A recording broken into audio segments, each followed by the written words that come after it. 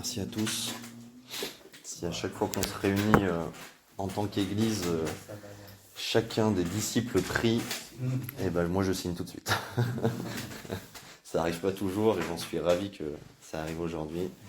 Bienvenue aux amoureux qui nous ont rejoints. Tu viens de quelle île De quelle île? Avec ta chemise. Je crois que je suis Tahiti, non? pas ouvert. Olmadir et Soria. Ouais. Vous les connaissez? Oui, oui. Ah, c'est bien. Olmadir, il est pratiquement depuis le début de l'œuvre avec nous. Il est là depuis. Il fait partie des meubles. Ok. Alors comme je vous disais, on va faire une première partie où on va résumer le message, où donc Olmadir était là aussi. Et ne vous frustrez pas quand je rentre pas dans le détail, parce que vous allez vous dire, ouais, mais cette conclusion, elle est forte, mais j'ai envie que tu me la redémontres. Non seulement vous aurez toutes mes notes que j'ai là sous les yeux, donc avec tous les versets, tous les explications, mais en plus vous aurez aussi l'audio de la première fois où on a prêché ça. Donc en gros, vous aurez vraiment tout ce qu'il faut pour reméditer vous-même, donc ne soyez pas frustrés. C'est pas du tout mon objectif que vous soyez frustrés, mais c'est tout l'inverse. Donc vivre dans la justice, c'est vivre dans les bénédictions. C'était ça qu'on avait voulu partager. Et c'est vrai qu'il y a une relation de cause à conséquence entre la justice et les bénédictions. On avait vu certains passages des Écritures. Mais ce qui est intéressant à comprendre, c'est que les deux sont très recherchés. On recherche la justice. C'est quelque chose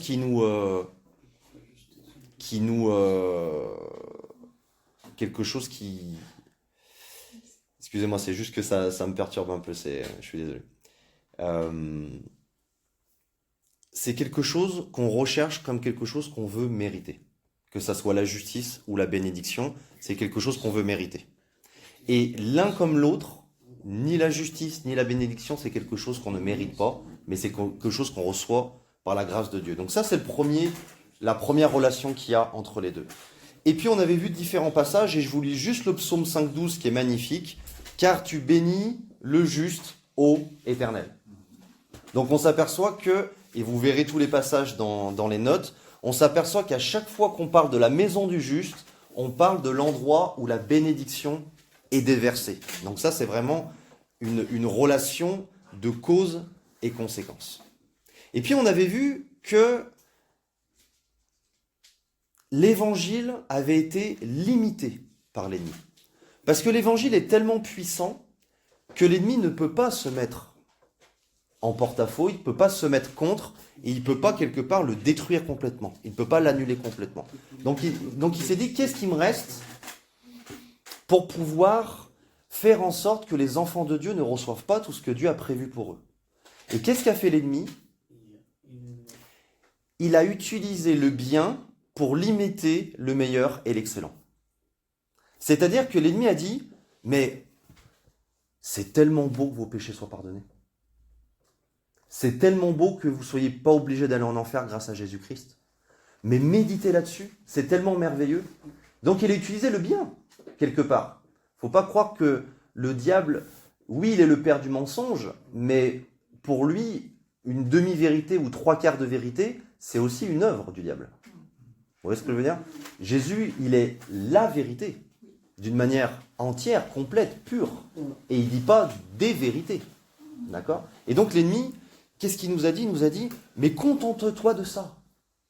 Donc du coup, on a fait que l'œuvre de Jésus-Christ vient faire seulement nous faire éviter de subir nos malédictions, conséquences de notre désobéissance. Et ça, c'est une partie de la grâce. Et on a limité l'évangile à « tu ne subiras plus les conséquences de ta désobéissance. » Et on a limité ça. Et c'est tellement beau, l'évangile est tellement grand, que quelque part, l'ennemi a utilisé ça pour dire « arrêtez-vous là ». Et il y a la deuxième partie de la grâce qu'on a limitée, c'est que l'œuvre de Jésus-Christ nous permet aussi de recevoir ses bénédictions, conséquence de son obéissance. Et ça, malheureusement, c'est quelque chose qu'on prêche beaucoup moins. Et en effet, vous verrez les différents passages qui nous font dire ça dans les notes, mais la Bible nous dit d'une manière très claire, celui qui accomplit la loi sera béni. C'est une manière très claire, en fait. Et donc, du coup, à travers tous ces passages qu'on cite, on va arriver à une conclusion qui risque de vous choquer. Et si elle vous choque, c'est bien, parce que ça veut dire que vous êtes en train de vous ouvrir à quelque chose de nouveau. La Bible va déclarer avec une clarté qu'on va revenir un peu plus tard, que être juste, c'est être obéissant. C'est être parfait et c'est être béni. Ces choses sont comme des synonymes et on n'a aucune possibilité de les séparer. Et c'est bien que tu fronces les sourcils parce que ça veut dire qu'il y a quelque chose qu'on se dit, ah Seigneur, Non, parce que c'est nouveau, c'est nouveau. Mais si on y réfléchit juste 10 secondes, et on va pas plus s'attarder là-dessus, mais si vous prenez quelqu'un qui est obéissant, mais tout le temps. Donc ça veut dire qu'à chaque fois que la loi dit tu dois pas, il le fait. D'accord ? Cette personne, elle est parfaite dans le sens où elle n'a jamais commis aucun péché. Vu qu'elle a tout le temps été parfaitement obéissant. Bonjour. Eh bien, il reste... Non, moi, si je fronce les yeux, c'est parce que j'ai jamais entendu rarement. Voilà, Jésus dit soyez parfaits, ça ne faillira rien. C'est ça. Et les pasteurs, tout le temps, disent oh, mais non, c'est pas grave si vous péchez. C'est ça. Moi, pendant des temps, dans plusieurs églises où je vais, c'était le même message, mais ça me C'est ça. me faisait mal. Là, il va être un peu Donc, différent, du coup. vous voulez, C'est ça, il va être un peu Et différent. là, waouh, comme ça. Donc c'est vous la- imaginez une personne qui a accompli la loi, c'est-à-dire qu'elle a toujours été obéissante. Donc du coup, elle est parfaite. Elle est parfaite parce qu'elle n'a jamais commis aucun péché, elle a toujours été obéissante. D'accord ? Donc la Bible la déclare juste. Et donc elle peut recevoir les bénédictions de la justice. Donc on s'aperçoit que ces choses sont des synonymes et qu'on ne peut pas les séparer. D'accord ? Donc on ne peut pas se contenter de dire Dieu nous a rendus justes sans s'ouvrir en fait à ce qui en suit en fait quelque part, ce qui est la suite. Donc du coup, une personne n'ayant jamais commis aucun péché sera exactement comme ce qu'on vient de dire, juste, obéissante, parfaite, bénie. Je vous présente Jésus-Christ. Je ne peux pas dire moi, mais je vous présente Jésus-Christ. Cette personne sur terre a manifesté exactement ça. Donc du coup, la question qu'on se pose, c'est que, ok, bah, Jésus l'a fait, on est content pour lui, c'est sympa, mais quelle est notre part à nous ? Qu'est-ce qu'on en fait de ça ? Qu'est-ce qu'on en fait de cette vérité que oui, il y a une personne un jour qui a vécu exactement ça, exactement ces synonymes. Qu'est-ce qu'on en fait à nous ? Dieu, en recevant cette information, ne va pas nous demander de faire la même chose. Dieu va nous demander, et c'est un terme biblique, d'entrer dans les promesses. Ça, c'est notre part. Jésus a fait sa part, et nous, notre part, c'est d'entrer dans les promesses, et d'entrer dans les promesses par la foi. C'est ça que Dieu va nous demander de faire. Et des fois, quand j'y ai réfléchi, je dis merci Seigneur d'avoir trouvé ce moyen-là. Parce que c'est le seul moyen que Dieu ait trouvé pour qu'on ne soit pas sans arrêt dans l'échec. C'est un moyen qui nous unit, c'est un moyen qui nous humilie, et c'est un moyen qui nous permet d'être dans la victoire. Amen. Quand on vient devant Dieu et qu'on lui dit « La seule chose que j'ai à t'offrir, c'est de croire en qui tu es et en ce que tu dis », la Bible dit qu'on devient agréable à Dieu. Alors que quand on vient devant lui en disant « T'as vu, j'ai bien évangélisé, t'as vu, j'ai bien prié, t'as vu, j'ai bien lu la Bible, t'as vu, j'ai bien jeûné », et Dieu il dit « Et ?» Et qu'est-ce qu'on en fait de ça ? Vous voyez ? Donc ça, c'est vraiment important. Donc du coup, est-ce que vous êtes d'accord avec moi pour dire que Jésus, ayant parfaitement accompli la loi, ayant parfaitement obéi à toute la loi, les bénédictions que le Père avait promis pour ceux qui allaient obéir à la loi, ont toutes, sans exception, été répandues sur Jésus-Christ. Conséquence de son obéissance. Donc toutes les bénédictions, sans exception, ont été répandues sur Jésus-Christ. Moi, j'ai du mal à comprendre là. Conséquences pour son obéissance. Les conséquences peuvent se traduire en obéissance. Conséquences pour son obéissance. En fait, c'est conséquences de son obéissance. C'est-à-dire, parce qu'il a obéi, les conséquences du fait qu'il est obéi, la Bible déclare que toutes les bénédictions sont répandues sur lui parce qu'il a obéi. Il y a un verset sur ça. Il y a tout Deutéronome nous explique ce principe-là. Et tu verras dans les notes, on va les citer les plus parlants. Mais quand tu relis Deutéronome, Le salaire du péché, c'est la mort. La conséquence du péché, c'est Tout à la mort. Voilà, les conséquences de la bénédiction, de l'obéissance. c'est ça. Dans tout Deutéronome, et surtout le chapitre 28, que je vous invite à relire et à reméditer chez vous, c'est très clair où Dieu dit, voilà les bénédictions qui vont être répandues sur ceux qui obéissent. Et donc, et après, il y a aussi toutes les malédictions sur ceux qui obéissent pas, quelque part. Et là c'est mieux de parler des conséquences. Là où il y a les malédictions, et c'est là les conséquences. Les conséquences de la désobéissance. De la désobéissance. Et donc c'est pour ça que j'ai introduit en disant, on a limité, et je mets des guillemets parce que c'est tellement puissant, on a limité l'évangile à, grâce à l'œuvre de Jésus-Christ, tu ne subiras plus les conséquences de ta désobéissance, et on a limité l'évangile à ça. D'accord. Alors qu'en fait, tu comprends mieux, alors que l'ensemble de l'évangile, c'est pas seulement ça, c'est aussi, tu vas pouvoir bénéficier des conséquences de son obéissance à lui. Parce que honnêtement, Jésus-Christ, le fait qu'il ait obéi pour lui, ça n'a aucun intérêt, parce qu'il est déjà juste, il est déjà parfait de nature, il est Dieu. Vous comprenez? Donc c'est forcément qu'il fait une œuvre pour qu'à un moment donné, on puisse en bénéficier. Autrement, il reste dans la gloire, il n'y a aucune raison qu'il vienne dire « je suis le seul » et il remonte. Aucun intérêt. Vous voyez ce que je veux dire? Ça fait partie de l'évangile. C'est le verset qui dit là où le mal abonde, la grâce surabonde. Ouais. Ça aussi. L'épître aux Romains, ouais, tout à fait. Ça en fait partie. Et donc, la bonne nouvelle, c'est quoi? Parce qu'on parle de bonne nouvelle, je sais que Brian parle souvent de la bonne nouvelle, que les chrétiens doivent comprendre qu'il y a une bonne nouvelle. La bonne nouvelle, c'est quoi? C'est que, à notre nouvelle naissance, la Bible déclare que nous avons été mis en lui. Et donc, du coup, tout ce qui a été répandu sur lui, de facto, est répandu sur nous. Donc le seul moyen de pouvoir mériter ce que lui a mérité en obéissant, c'est de naître de nouveau. C'est le seul moyen, il n'y en a pas d'autre. À chaque fois qu'on va vouloir rajouter d'une autre, Dieu dit « Ok, on se repasse sur ta vie, voilà les conséquences de ta désobéissance. » Et de nouveau, on sort de la bénédiction. Donc on va en reparler. Je vous cite juste un passage dans l'Épître aux Romains, et vous aurez les autres, bien entendu, dans les notes.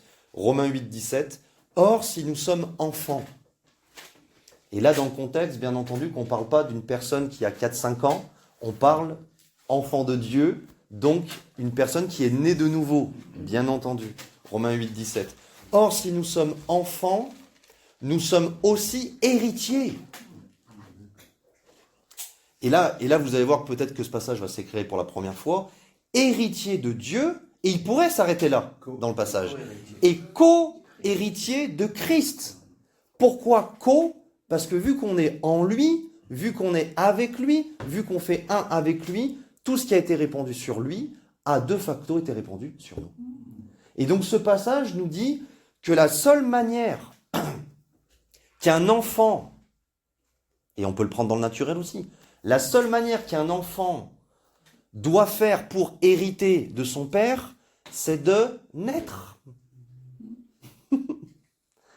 Quand quelqu'un hérite du royaume de son père sur terre, la seule chose qu'il ait fait, c'est naître dans la bonne famille.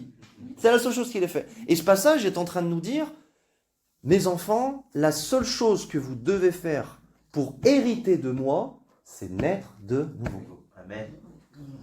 C'est ce que Nicolas n'avait pas compris. Nicodème. Ah ouais. Nicodème plutôt. Exactement. Et il n'avait pas du tout compris la nouvelle naissance. Et donc, bien entendu, maintenant vous compreniez mieux ce passage dans Éphésiens qui nous dit que en Christ, nous avons été bénis de toute bénédiction spirituelle.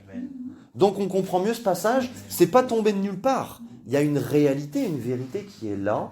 Et le pourquoi, c'est parce que Christ a parfaitement accompli la loi, que les bénédictions ont été répandues sur lui et que nous avons été mis en lui. Tout simplement. Donc c'est pour ça que ça nous explique que l'héritage du juste, c'est les bénédictions qui ont été répandues sur Christ. Ça, c'est l'héritage du juste. Et juste avant d'aller plus loin, je voudrais juste vous donner ma définition de la bénédiction. Vous allez voir, elle est très simple, très courte. Pour moi, les bénédictions, c'est les promesses en action. Je répète cela. Les bénédictions, c'est les promesses en action. Ça veut dire quoi? Ça veut dire que selon la Bible, les bénédictions, c'est tout ce que Dieu nous a dit et qu'on met notre foi dedans. Donc, avant d'aller plus loin, j'aimerais tout de suite vous ouvrir à l'idée que quand on parle de bénédiction dans les Écritures, et jusqu'à maintenant, quand j'ai parlé de bénédiction, et que je vais continuer à parler de bénédiction, ça ne se limite pas à ce que Dieu peut nous donner. Mais ça va s'ouvrir à ce qu'on va pouvoir faire par lui. C'est-à-dire, quand la Bible dit « Vous aimerez votre Dieu », c'est une promesse. Donc, si on met notre foi dedans, ça devient une bénédiction, c'est-à-dire une promesse en action. Quand la Bible dit « Vous imposerez les mains aux malades et les malades seront guéris », c'est une promesse. Si on met notre foi dedans, ça devient une promesse en action, ça devient une bénédiction. Voilà, je veux pas que vous pensiez que on est en train de limiter les bénédictions à ce qu'on peut recevoir d'une manière égocentrique. Les bénédictions, c'est tout ce qu'on reçoit de Dieu, mais aussi tout ce qu'il peut faire à travers nous. Donc à chaque fois qu'on va être utilisé par Dieu, à chaque fois, on va vivre les promesses de Dieu en action. À chaque fois. Amen. Amen. Ça, c'est vraiment important à comprendre. Et je voulais vraiment pas que vous partiez avec le principe de dire « Ah bah du coup, les bénédictions, c'est pour nous ». Ça en fait partie, bien entendu, parce que Dieu est un père, et bien entendu qu'il veut que ses enfants héritent, mais ça ne se limite pas à ça. Et quand Jésus dit « Vous ferez des plus grandes œuvres que moi », c'est une promesse, donc c'est aussi une promesse en action, c'est aussi une bénédiction. Donc, quand vous allez ouvrir votre Bible et que vous allez vous dire « Ah, mais comment ça s'appelle déjà le Nouveau Testament ?» Ah oui, d'accord. Testament, ça veut dire quoi? Ça veut dire que quand un testataire meurt, ceux qui doivent recevoir, reçoivent. Donc ça veut dire que je vous invite à vos prochaines lectures des Écritures de lire les Écritures comme votre testament. Celui que vous avez reçu du testataire. C'est-à-dire qu'à chaque fois qu'il y a quelque chose qui est écrit, vous le voyez comme étant le testament du testataire en disant « Voilà ton héritage ». Et donc quand c'est écrit « Vous avez été », c'est une promesse. On met notre foi dedans, ça devient une bénédiction. C'est fort. Et vous prenez tout ce qui est écrit dans les Écritures, parce que la Bible déclare que toutes les promesses sont oui et amen en Jésus-Christ. Donc ça veut dire qu'il n'y a aucune promesse où Dieu il va dire peut-être. Parce qu'il a déclaré dans sa parole qu'elles sont oui. Vous comprenez? Maintenant, je vous pose une question et j'attends pas de vous une réponse, j'attends de vous une réflexion intérieure. D'accord? Donc on va pas faire un tour de table pour y répondre. C'est une question, ce qu'on appelle rhétorique, c'est juste pour vous faire réfléchir à quelque chose. Si seul Jésus peut obéir à la loi pour être juste et béni, si seul lui peut le faire, à quoi sert notre obéissance? À nous identifier à lui et à recevoir par là les bénédictions. Tu es vraiment dans le juste. En tout cas, si on ne s'est jamais posé cette question-là, si en comprenant l'évangile, on ne s'est jamais posé la question, mais du coup, à quoi sert mon obéissance? C'est qu'il y a une partie de nous-mêmes qui vit encore dans la méritocratie. La méritocratie, c'est le fait de vouloir mériter quelque chose, de gagner quelque chose. Si on ne s'est jamais posé cette question, et je pense qu'il y a au moins chacun d'entre nous un petit coin caché de méritocratie que le Saint-Esprit veut encore aujourd'hui mettre en lumière, emmener la croix dessus et de dire abandonne ça. Abandonne ça parce que c'est 100% grâce. Il y en a qui vont dire oui, mais c'était l'Ancien Testament. Et Jésus qui l'a fait. Et tu vas voir qu'on va le prouver. C'est ce même genre de réflexion qui vient nous ébranler, mais c'est un bon ébranlement. Dieu a dit qu'il ébranlera toute chose. Et ce qui reste, ça vient de lui. Donc des fois, il faut être ébranlé par Dieu. C'est la même genre de question si je vous dis, par exemple, imaginons que l'enfer, finalement, n'existerait pas. Est-ce que votre relation avec Jésus-Christ change? Ouais. C'est ce genre de question qui ébranle et de se dire, mais finalement, sur quoi est basé mon salut? Sur quoi est basée ma foi? Si c'est juste pour éviter l'enfer, finalement, je passe à côté de l'évangile. Je passe à côté du salut. Je passe à côté de la vie éternelle. Parce que la vie éternelle, c'est de le connaître, lui, le seul vrai Dieu. Donc, quand le but de la vie, c'est de connaître Dieu, honnêtement, qu'il y ait l'enfer ou pas, ça change rien. Vous comprenez? Et donc, les personnes qui sont ébranlées, c'est peut-être des personnes qui ont suivi Christ pour éviter un endroit. Et ça, je pense que c'est pas le salut. Il faut le suivre par amour pour lui. Tout à fait. Et par ce qu'il a accompli pour nous. Tout à fait. Tout à l'heure, tu as parlé un peu d'une ouverture sur ça. Et ça m'a rappelé que quand j'ai, au début de ma conversion, donc j'étais vraiment jeune chrétien, je rentre dans un bar donc avec mes collègues, parce qu'après le boulot, ils allaient boire. Et je me dis, tiens, j'ai rencontré ce Jésus-là, gentil, je vais lui faire plaisir. Je vais boire un galopin au lieu de boire une bière. C'est un début. Ouais. Et puis au moment où je l'ai bu, c'était amer, je l'ai recraché. Et là je disais, waouh, c'est un truc de fou. Je suis parti à pied, j'ai fait 10 km à pied. Hein. Et j'étais là, je criais, mais il y a quelqu'un dans le ciel il n'est pas vide, le ciel il est pas vide. Comme quoi, Ouais. Dieu peut même nous toucher avec une bière, donc il est bon. Alors, comme disait notre sœur, nous n'obéissons pas pour devenir justes et bénis, mais nous obéissons parce que nous sommes déjà justes, bénis, parfaits et obéissants. On a commencé à parler de qui est Jésus et de ce qu'il a fait. Et là, j'aimerais qu'on prenne 3 versets dans les Écritures ensemble, juste pour nous montrer que, finalement, qui nous sommes-nous? Parce que ce que Jésus a accompli et ce qu'il est, c'est la première chose qu'on doit comprendre. Mais qui nous sommes-nous? Alors, pour qu'on ne prenne pas trop de temps, je vais vous en donner un à chacun. Donc peut-être Brian, tu peux prendre Romains 5, 19. Michel, tu peux nous prendre 1 Pierre 1, 2, s'il te plaît. Attends, excuse-moi, parce qu'avec le... Ouais, c'est bon, je suis bien avec le reflet, je ne vois pas tout. Et du coup, le mot dire, tu veux bien prendre? Okay. 1 Pierre 1, 2. Mais moi, ça sera en portugais. Ah, ok. Et ben du coup, André, tu veux bien nous lire un passage? Oui. Colossiens 1, 28. Alors, c'est super que vous preniez des notes, des références, mais je vous rappelle que je vous donnerai aussi tout. Donc, même si vous loupez un petit truc, vous l'aurez. Ça vous permet d'être rassuré.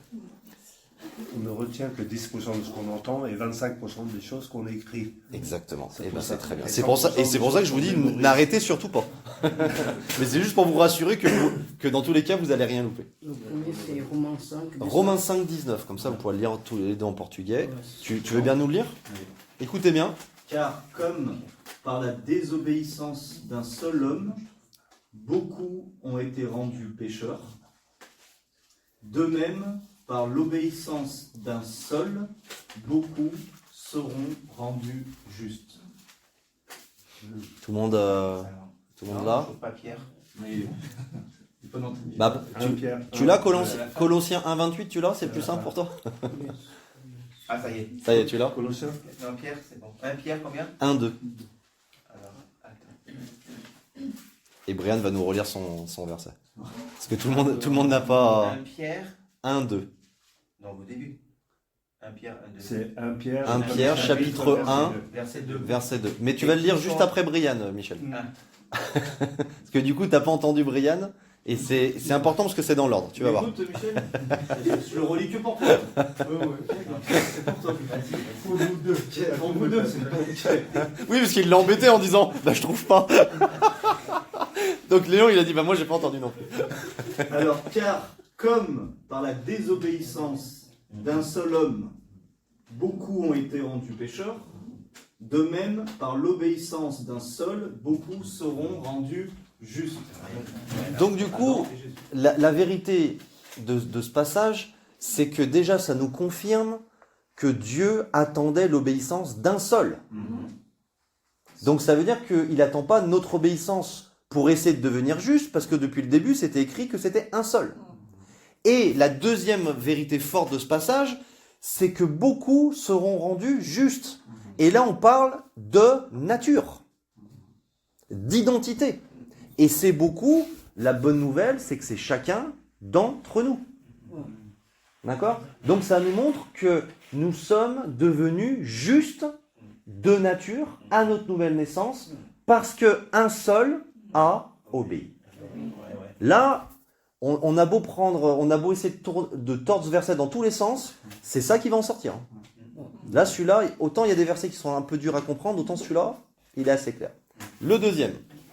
Et qui sont élus selon la préscience de Dieu, le Père, par la sanctification de l'Esprit, afin qu'ils deviennent obéissants et qu'ils participent à l'aspersion du sang de Jésus-Christ, et que la grâce et la paix vous soient multipliées. Ok. Donc du coup, on parle ici de la sanctification de l'esprit, ce qui est un autre synonyme pour parler de la nouvelle naissance. Afin qu'ils deviennent obéissants. Et j'aimerais rajouter, comme on l'a rajouté dans Romains 5,17, de nature. Donc, Dieu ne nous demande pas, il dit pas en fait, il n'est pas dit obéissez, il est dit devenez obéissants. C'est complètement différent. Donc on voit que le premier passage, la nouvelle naissance nous a rendus justes, et le deuxième passage nous montre que la nouvelle naissance nous a rendus obéissants de nature. Troisième passage, André, Colossiens 1, 28. Alors, c'est lui que nous annonçons, exhortant tout homme et instruisant tout homme en toute sagesse, afin de présenter à Dieu tout homme devenu parfait en Jésus-Christ. Voilà. Troisième passage. Là, vous êtes en train de vous dire, mais mince, moi je pensais qu'il n'y avait que Jésus qui était devenu juste, parfait, obéissant. Et bien on s'aperçoit que dans ce passage, que Paul, son but, c'était de présenter à Dieu, c'est-à-dire en gros l'emmener à la nouvelle naissance, pour le présenter devant Dieu, parce que celui qui n'est pas né de nouveau ne peut pas se présenter devant Dieu, devenu parfait en Christ. Et donc ce devenu parfait, encore une fois, de nature. Donc, la phrase peut-être la plus choquante que vous ayez entendue depuis le début de votre vie chrétienne, c'est la suivante. La nouvelle naissance nous fait devenir comme une personne n'ayant jamais péché. Une nouvelle créature. Et entre nous soit dit, si Dieu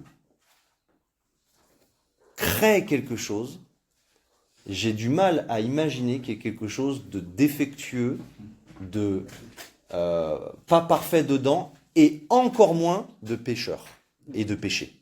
Vous comprenez ? Donc ça, c'est la nouvelle naissance. Et donc on s'aperçoit que le but de la vie chrétienne n'est pas d'essayer de faire monts et vaux pour essayer de devenir ça, ou pour essayer d'acquérir ça, ou pour essayer de gagner cela. Le but de la vie chrétienne est d'accepter notre identité pour que quand cette nouvelle nature se manifeste, qu'on puisse naturellement se dire « mais Dieu avait raison ». Et je pense que c'est qu'il dit soyez parfait sans faillir en rien. Tout à fait. C'est à chaque fois que tu as vous avez été, soyez, en Christ vous êtes, on parle de ton identité. Et quand Jésus, il dit ça dans les béatitudes, la nouvelle naissance n'existait pas encore. Jésus est tout simplement à la fin des béatitudes de dire, je vous montre maintenant plus la loi mais le cœur de la loi, et en finalité de ce cœur de la loi, je vais vous montrer que le but, c'est que vous deveniez parfait comme votre Père Céleste est parfait. Et c'est à travers le Saint-Esprit aussi, après. Absolument, mais c'est tout à fait indispensable. Mais cette nouvelle création se manifeste progressivement Tout à fait. par le travail du Saint-Esprit. Absolument, c'est-à-dire que quand la Bible parle de renouvellement d'intelligence, c'est un petit peu comme si tu as le potentiel à l'intérieur. Quand ton intelligence se renouvelle, c'est un petit peu comme si une vanne s'ouvrait et la nouvelle nature peut se manifester. Et donc, vous allez voir que jusqu'à la fin du message, qui va durer 3 heures parce que vous n'arrêtez pas de m'interrompre. Non, je plaisante. Non, c'est une blague. Et vous allez voir que jusqu'à la fin du message, on va encore mieux comprendre comment, justement, laisser cette nouvelle nature se manifester. Parce que si c'est le but de la vie chrétienne, il faut qu'on apprenne à laisser cette nouvelle nature se manifester. Et celui qui n'est pas baptisé du Saint-Esprit, qui ne parle pas en langue, il a quand même des difficultés.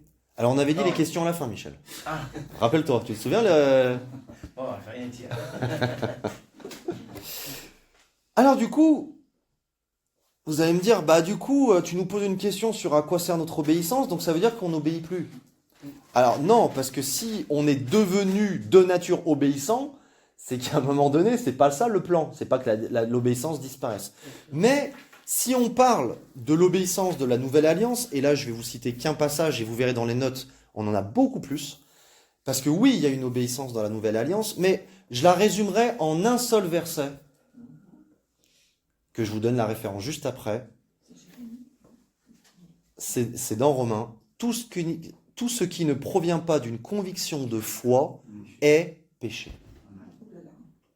Romains 14, 23. Je résumerai l'obéissance de la nouvelle alliance avec ça, ou comme va le dire plus tard Paul dans Romains 6, 17, mais grâce soit rendue à Dieu de ce que, après avoir été esclave du péché, vous avez obéi de cœur. Et donc on s'aperçoit que Paul rajoute cette, comment je peux dire, dans cette expression, vous aviez été esclave du péché et vous avez maintenant obéi de cœur. Ce qui montre que à chaque fois que nous essayons d'obéir en n'étant pas alignés avec notre nouvelle identité, notre nouvelle nature, on ouvre la porte à redevenir esclave du péché. C'est très clair dans les Écritures que celui qui essaye de ne plus pécher par lui-même va pécher comme jamais. Tout le chapitre de Romains 7 nous explique ce principe. Ça va jusqu'à là ? On est encore dans le résumé. Hein.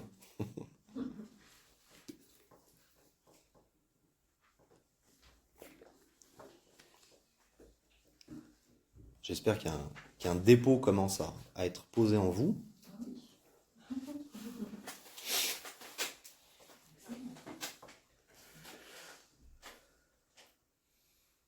Et j'aimerais vous présenter 2 sources d'obéissance qui s'opposent l'une de l'autre.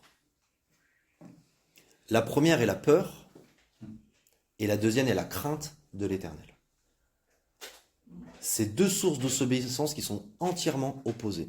Et j'ai été extrêmement surpris que suite à cet enseignement et dans les semaines qui ont suivi, le nombre de chrétiens qui sont venus me voir et qui ont dit « Benjamin, tu dis n'importe quoi », parce que la peur est indispensable aux chrétiens, parce que sans la peur, il va vouloir pécher. Donc quelque part que la peur était indispensable et que si on l'enlevait, les gens allaient tomber dans une dans une vie chrétienne tellement crasseuse que la peur était indispensable. Et malheureusement, encore une fois, vu que l'identité en Christ est un message qui n'est pas assez prêché, les personnes qui n'ont pas compris ce message, à un moment donné, s'ils souhaitent marcher dans la sainteté, vont devoir arriver à cette conclusion que si on enlève la peur, on ouvre la porte au péché. Mais quelqu'un qui a compris son identité n'a pas besoin de la peur pour marcher avec Dieu. Sachant que la peur vient de la chute de l'homme. La première émotion que Adam et Ève ont ressentie après la chute, c'est la peur. Qui les ont poussés à quoi ? À fuir Dieu et à se cacher de Dieu. Alors pourquoi après la chute, la peur aurait cette fonction et d'un coup aujourd'hui, elle aurait une fonction complètement inverse. La peur nous fait toujours fuir loin de Dieu. Et quand on lit par exemple 1 Jean 4, 18, un passage que vous connaissez bien, là je vous la lis avec une version second 21 qui est un peu différente. 1 Jean 4, 18. Il n'y a pas de peur dans l'amour. Au contraire, l'amour parfait chasse la peur. Donc si on utilise la peur pour sanctifier les chrétiens et que l'amour parfait chasse la peur, Dieu il nous donne un enseignement qui est tellement contradictoire que moi j'ai envie de le voir en disant je comprends plus. Car la peur implique une punition. Ou dans la version second, celui qui a peur d'un châtiment. D'où vient la punition? D'où vient le châtiment? Cette idée que les premiers hommes ne connaissaient pas, le premier millénaire de l'humanité, la punition et le châtiment, l'homme ne connaissait pas ce principe. Ce principe est intervenu à travers la loi. Avant la loi, la punition et le châtiment n'étaient pas dans l'esprit de l'homme. Quand Caïn a tué son frère, et que Dieu lui a dit « Qu'est-ce que tu as fait de ton frère ?» Il a dit « J'en sais rien, je suis pas son gardien. » Ça, c'est pas quelqu'un qui a peur du châtiment, ça. Vous comprenez? Sauf qu'après la loi, et on l'a vu dans les messages d'avant, donc je ne reviendrai pas dessus, a été une dispensation de Dieu pour nous enseigner beaucoup de choses. Et entre autres, nous emmener à la grâce et nous faire rencontrer Christ. Mais le problème, c'est que la Bible dit très clairement que Christ est la fin de la justification par la loi. Ça veut dire quoi? Ça veut dire que du moment qu'on rencontre Christ, la loi n'a plus de travail à faire pour nous faire rencontrer Christ parce qu'on a rencontré Christ. Donc, ça veut dire quoi? Ça veut dire que sans comprendre notre identité en Christ, beaucoup de chrétiens vivent encore avec la mentalité de l'ancienne alliance sous la loi. Et donc, étant sous la loi, on a encore cette manière de penser, de dire, si je ne fais pas ça, je vais être puni, je vais être châtié. Donc, quelque part, heureusement que la peur m'empêche de faire ça. Alors que, dans la Nouvelle Alliance, la crainte de l'Éternel est un nouveau concept que Dieu nous explique pour être vécu pleinement dans la Nouvelle Alliance. Et quelque part, la puissance faillible, corruptible, pécheresse, que la peur nous emmenait à moins pécher, est intégrée dans la crainte de l'Éternel, sauf qu'elle est faite d'une manière tellement naturelle qu'on ne pêche plus par peur de la punition, mais on ne pêche plus parce qu'on est juste. Et la crainte de l'Éternel nous enseigne comment ne plus pécher parce qu'on est juste, alors que la peur nous enseigne de ne plus pécher par peur de la punition. Deux sources d'obéissance entièrement opposées. Et on doit choisir, bien aimé, l'une ou l'autre. Il n'est pas juste, il n'est pas fonctionnel, il est entièrement destructeur de faire un mélange entre les deux. C'est où on choisit pleinement l'une, ou on choisit pleinement l'autre. Mais par pitié, pas de mélange entre les deux. Qui se sanctifie encore. Ça, c'est le prochain message, on va parler que de ça. Voilà. J'espère que tu seras là parce que tu vas être béni. Alors, avant de vous citer un ou deux passages de la crainte de l'Éternel, et encore une fois, on est en train encore de résumer ce qui a été dit, j'aimerais juste vous l'introduire de la manière suivante. Imaginons que vous avez un rassemblement, donc nous on prend l'exemple d'Ayen, on était là tous les quatre, donc c'est en Savoie, on s'est réunis, où on a un temps de louange, après on a un enseignement, après on a des partages, des prières, tout ça. Donc vous imaginez un rassemblement comme ça, que vous avez tous déjà vécu, on va dire en grand nombre. Et ma question c'est la suivante, vous allez me dire, mais avec ces questions, il m'embête un peu, mais c'est l'objectif, hein, en tout amour. Imaginons que vous êtes en train de suivre un temps de louange, conduit par Alena et Amandine. Vous êtes en train de suivre un temps de louange. Ah, vous voulez du papier?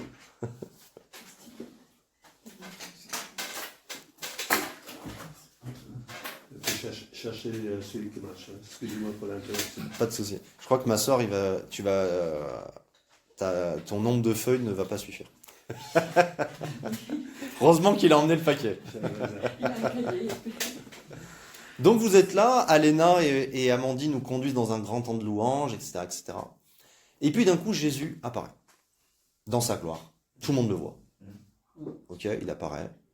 On continue le temps d'adoration. À la fin du temps d'adoration, il prend le micro et il nous enseigne. C'est lui qui nous enseigne. D'accord ? Ma question est, est-ce que notre attitude va changer à ce moment-là? Ça dépend. Ça dépend si on est habitué à voir Jésus. On voit C'est- Jésus tous les jours. Hein. C'est une très bonne réponse, mais je vous le donne pour vous-même. Posons-nous la question, et je dis pas vous, je me mets dedans. Hein. Posons-nous la question. Est-ce que mon attitude à ce moment-là serait différente? Si la réponse est oui, et on va pas faire un tour de table, hein, mais si la réponse est oui, il y a quelque chose qu'il faut qu'on comprenne. Et là, vous allez être choqués. Vous êtes prêts? Oui. C'est que le Saint-Esprit, l'Esprit de Jésus, qui nous a été envoyé à la Pentecôte, quand il vient dans un temps d'église, émane, représente Dieu d'une manière beaucoup plus glorieuse que Jésus de Nazareth quand il était sur terre. Beaucoup plus glorieuse, beaucoup moins limitée, beaucoup plus parfaite. Et je nous invite, avec les yeux de nos cœurs, dans cette dimension en esprit sous l'eau, comme on a vu tout à l'heure, je nous invite à chaque temps de louange, à chaque partage, à chaque temps d'enseignement, de voir Jésus avec nos yeux spirituels. Et de ce fait, qu'est-ce qui va se développer dans nos cœurs sans même qu'on puisse comprendre le principe? La crainte de l'Éternel. Amen. La crainte de l'Éternel, c'est de commencer à voir avec les bons yeux. Et ça, c'est quelque chose qui fait partie intégrante de notre nouvelle nature et qu'on doit aussi apprendre à laisser se manifester. C'est absolument indispensable. Je suis des fois choqué quand je vois quand dans des temps d'adoration, des personnes qui discutent, des personnes qui font comme si Dieu n'était pas là. Je pense qu'on doit revenir à ce principe de crainte de l'Éternel pour que Dieu soit honoré. Et en fait, Dieu respecte l'honneur qu'on lui donne. Si on lui donne 10% d'honneur, on aura 10% de la présence de Dieu. Il va respecter ça. Il ne va pas nous juger pour les 90% qui manquent. Il va dire, vous m'avez donné 10, je prends 10. Dieu est tellement bon que moi, personnellement, si on me donne 10, j'ai même pas envie d'y aller. Mais lui, il viendra à 10. Vous comprenez? Et donc, du coup, c'est vraiment important de comprendre la crainte de l'Éternel. Mais juste avant de vous citer deux passages, j'aimerais vous l'expliquer avec les Écritures d'une manière vraiment très simple, vous allez voir. Comme on en a parlé tout à l'heure. Je ne sais pas si vous avez déjà entendu ça, mais dans l'Ancien Testament, donc écrit en hébreu, le Shema de Shema Israël, écoute Israël, ce mot-là en hébreu ne veut pas dire écoute. Il veut dire écoute en écoutant. Donc, on s'aperçoit que Dieu demande une attention. Écouter en écoutant, c'est un peu comme si vous utilisiez vos deux oreilles. Et ô combien le diable, avec toute cette agitation qu'on a parlé au tout début en intro, ô combien il nous a appris à écouter d'une oreille et à penser d'une autre, à mettre la musique en fond de l'autre, à la télé en fond de l'autre, à écouter ceci de l'autre. Et donc du coup, on arrive devant les Écritures et on lit la Bible comme on lit Facebook, comme on lit WhatsApp. Et on se dit, il ne se passe pas grand-chose. Oui, parce que Dieu dit, écoutez en écoutant. Amen. C'est adorer le Père en esprit, en vérité, pour moi c'est ça. On peut aussi le... Capter que voilà, il peut y avoir une tempête, on s'en fout. Là, j'ai avec au pied de la mer. Et si on prend l'exemple de l'eau, si tu es dans l'eau et que sur la terre il y a une tempête, presque tu n'es même pas au courant. Donc on voit que cette image, elle vient vraiment jusque... Est-ce que vous êtes... Je vais vous citer deux versets super connus. Normalement, vous les avez. Et vous allez voir à quel point ils révèlent le fait qu'on n'ait pas compris la crainte de l'Éternel et qu'on n'ait pas compris écouter en écoutant. Le premier, est-ce que vous êtes d'accord avec moi qu'il y a un passage qui dit dans les Écritures que la foi vient en écoutant la parole de Dieu? Oui, non, peut-être. C'est en Apocalypse. C'est dans Romains. Et il y a aussi en Apocalypse qu'il y a une bénédiction particulière pour ceux qui entendent la parole. Excellent. Eh ben, à la fin, tu nous donneras la référence parce que c'est génial. À la fin.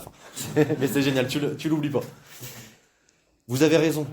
À aucun endroit dans les Écritures, c'est écrit que la foi vient en écoutant la parole de Dieu. On a fait croire aux chrétiens que si vous venez tous les dimanches matins et que vous écoutez la parole de Dieu, vous allez ressembler à Jésus. C'est faux. C'est faux. La Bible ne dit pas que la foi vient en écoutant la parole de Dieu, la Bible dit que la foi vient de ce qu'on entend. Oui, j'ai servi mon côté, désolé. Mon côté la nuit, comme mon dodo. Tous les dimanches prier, tous les dimanches je fais, c'est pas. C'est ça. La foi vient de ce qu'on entend. Et écoutez bien, entendre, c'est écouter en écoutant. Entendre, c'est écouter en écoutant. À 13 reprises, Jésus va nous dire dans le Nouveau Testament, à travers les évangiles et l'Apocalypse, que celui qui a des oreilles pour entendre, entende. Et bien c'est ça. Jésus est en train de dire, je souhaite que mes paroles soient pas écoutées, mais entendues. La foule écoutait et Jésus apprenait aux disciples à entendre. Entendre, c'est vouloir vraiment comprendre ce qui est dit. Entendre, c'est une telle disposition de cœur qu'on vient pas avec des préceptes de je sais, qu'on vient pas avec des préceptes de oui d'accord, mais qu'on vient avec une telle humilité de cœur, une telle soumission de cœur, que Dieu peut semer sa parole dans un cœur qui est prêt, dans un cœur qui est attentif, dans un cœur qui est soumis, et je dirais même aussi dans un cœur qui est rempli de foi. Parce que à quoi bon semer une parole dans un cœur qui, dans tous les cas, ne va pas la croire? Dans tous les cas, ne veut pas la mettre en pratique. Dans tous les cas, ne veut pas obéir. Quelque part, c'est une perte de temps. Et des fois, il y a des cantiques qui sont faux. Tout à fait. Deuxième verset, presque encore plus connu que le premier. Est-ce que vous êtes d'accord avec moi qu'il y a un verset dans les Écritures qui dit que la vérité rend libre? Oui. La vérité quoi? Rend libre. La vérité vous affranchit, vous serez réellement libre. Tout le monde est d'accord avec ça? Attends. Lui, il est en train de se dire, il m'a eu dans le premier, je pense qu'il y a un piège dans le deuxième aussi. Eh bien, la Bible ne dit pas ça.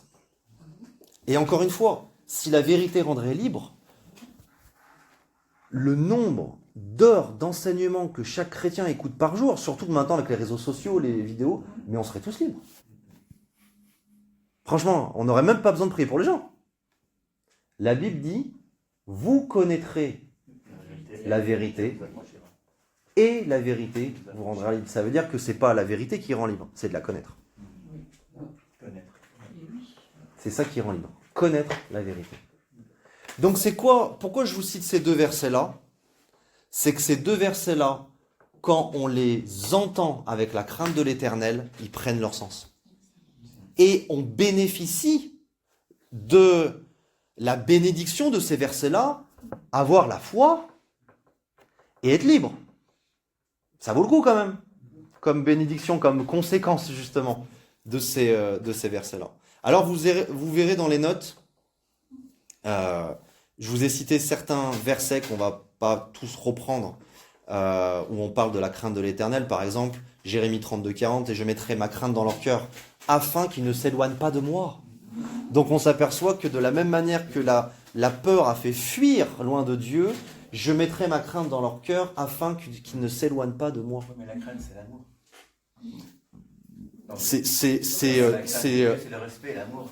Exactement. En fait, je la définirais comme étant une révérence, un honneur, une soumission de cœur et bien entendu un cœur aimant. L'amour bannit la crainte. Ouais. Tout à fait. Et donc du coup, tu t'aperçois que la crainte est quelque chose de très profond. Alors que la peur, c'est quelque chose de très en surface. Et en hébreu, ça donne quoi, la crainte? Les questions après, on a dit? Ah. Ça ne sera le temps de vérifier comme ça. Alors du coup, une image qui va vous aider à comparer les deux, parce qu'elle est très parlante, et en plus c'est l'image de deux pères. Et si on considère que Dieu est notre Père, c'est très parlant. Et encore une fois, j'ouvre une toute petite parenthèse très rapide.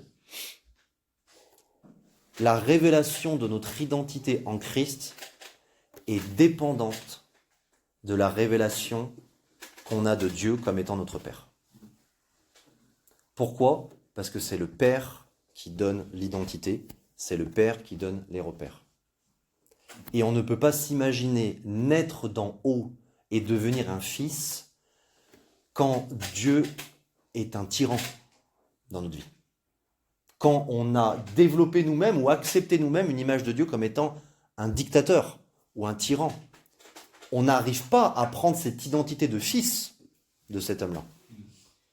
Donc, je referme la parenthèse. Notre identité en Christ est dépendante de notre révélation de Dieu comme Père. Et c'est pour ça que un des messages sur la série de l'identité en Christ, ça sera l'identité par le Père. Je referme la parenthèse. Une petite histoire pour vous aider à comparer et à comprendre la peur de la crainte comme étant toutes les deux des sources d'obéissance. À aucun moment je vous ai dit que la peur n'est pas une source d'obéissance. C'est une source d'obéissance. Combien de fois il y a un truc qui nous a fait flipper et ça nous a conduit quelque part. Ou ça nous a empêché d'aller quelque part. Imaginons que la peur nous empêche d'aller dans la rue, on lui obéit en n'y allant pas. Donc c'est une source d'obéissance. Ouais. Donc l'image d'un père qui a 3 enfants, qui part au restaurant avec son épouse, et avant de partir, il va dire à ses 3 enfants qui sont en âge de rester tout seuls chez eux. D'accord ? On essaie de donner des images qui ne sont pas dénoncées par la justice humaine. Donc du coup, on va dire qu'ils ont une dizaine d'années, et le père dit, écoutez-moi bien tous les 3 là, réunissez-vous, là, voilà. Je vais partir avec maman pendant 3 heures. Si je reviens, que vous avez fait ça, que vous avez fait ça, que vous avez fait ça, et que vous n'avez pas fait ça, je vous préviens, vous allez vous souvenir de ma réaction. Et il s'en va. Les enfants vont obéir, mais conduits par la peur de la punition. Maintenant, la même histoire. Même âge, même nombre d'enfants, même situation. Le père va vers ses enfants et ils disent, mes fils, je vous fais confiance, soyez sages. Et il s'en va. Je vous confie la maison, je vous fais confiance, soyez sages, et il s'en va. Il revient 3 heures après. Les fils vont obéir, mais ils vont pas obéir avec comme motivation la peur de la punition. Ils vont obéir avec un cœur tellement d'amour envers leur père en disant je préférais prendre une correction que de décevoir sa confiance qu'il a mis en moi. Que de décevoir, de voir son regard triste envers moi est plus dur qu'une baffe et qu'une fessée et qu'un coup de poing. C'est ça la crainte de Dieu. Et donc on s'aperçoit que la crainte de Dieu est beaucoup plus puissante que la peur. Beaucoup plus puissante. Et dans cette nouvelle naissance, parce que quand la Bible dit je leur mettrai dans leur cœur, bien entendu, c'est cité dans Jérémie, la nouvelle naissance, donc le cœur nouveau n'existe pas encore, et bien entendu, ce cœur nouveau et cet esprit nouveau, c'est la nouvelle naissance. Donc ça veut dire que quand on est de nouveau, on reçoit ce cœur nouveau. Et regardez une prophétie d'Ésaïe 11.2, prenez la page, je vais vous la lire rapidement, Ésaïe 11.2, l'Esprit de l'Éternel reposera sur lui. C'est qui lui dans ce passage ? C'est Jésus-Christ. Et rappelez-vous tout à l'heure, tout ce qui repose sur lui repose sur nous. Nous avons été créés à son image. Tout ce qu'il est, comme l'a cité Brian en intro, nous le sommes aussi. L'Esprit de l'Éternel reposera sur lui. 2 points. Alors le 2 points, il n'existe pas en grec, mais c'est juste pour nous montrer voilà, les caractéristiques de l'Esprit de l'Éternel, 11.2, qui reposera sur lui. Esprit de sagesse et d'intelligence. Premier couplet très sympa. Michel, tu as reçu l'esprit de sagesse et d'intelligence. Virgule, esprit de conseil et de force. Virgule, écoutez bien, esprit de connaissance et de crainte de l'Éternel. C'est-à-dire que la crainte de l'Éternel fait partie intégrante de notre nouvelle nature. Et donc encore une fois, quand on choisit la peur, c'est qu'on n'est pas en train de manifester notre nouvelle nature. C'est une obéissance qui vient encore de la chair. Quand on emmène une personne à Christ, on lui prêche la repentance. Et quand on lui prêche la repentance, on lui dit, le cœur de la repentance, c'est que tu abandonnes ta rébellion contre Dieu. Parce que la rébellion est la source de chacun des péchés que nous avons commis sur terre. Et quand on enlève cette source, le péché disparaît. Et la Bible nous dit que David, quand il a commis l'adultère et le meurtre, il a dit « j'ai péché contre toi seul ». Donc il avait une révélation que chacun de ses péchés était en fait une manifestation de sa rébellion contre Dieu. Et on emmène les gens à la repentance de cette manière-là, parce qu'on ne les emmène pas à se repentir de ce qu'ils ont fait dans leur vie, on les emmène à se repentir de leur rébellion contre Dieu, et de ce fait, de tout ce qui en a découlé. Quand on se repent,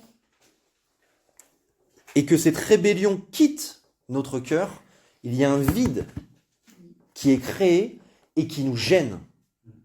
Parce que ça avait une telle force en nous, un tel moteur en nous, que quand la rébellion de nos cœurs est enlevée, ce vide nous dérange. Et on a envie de le combler avec plein de choses.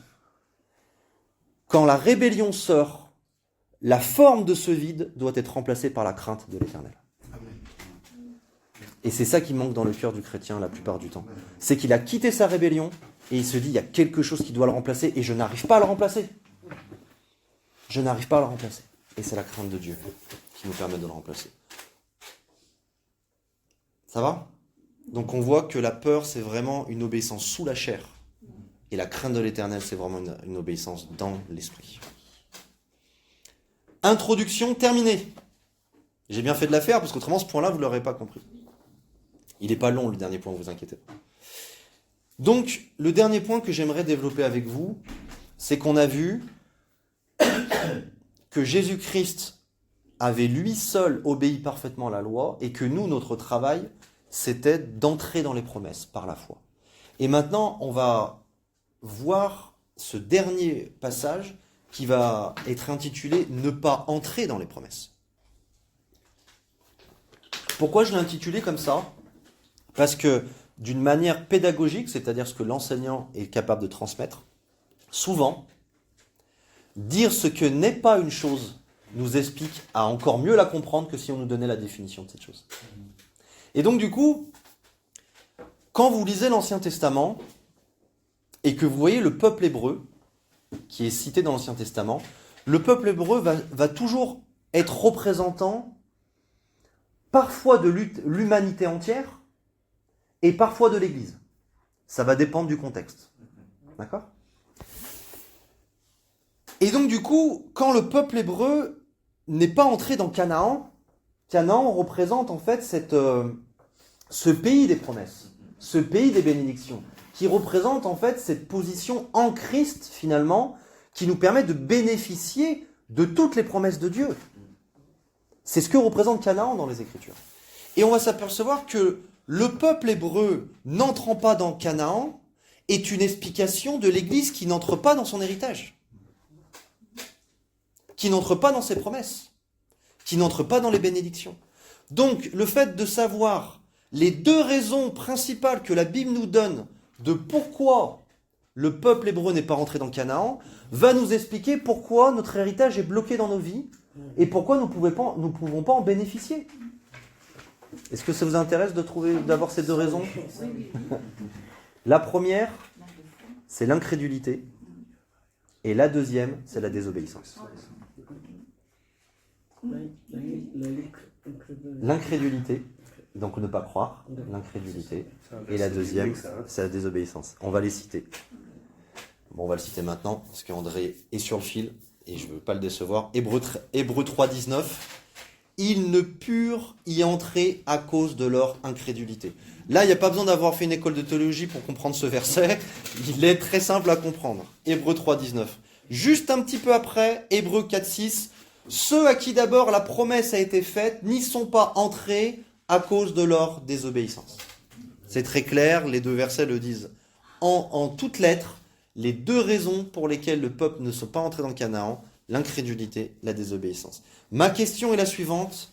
L'incrédulité dans quoi ?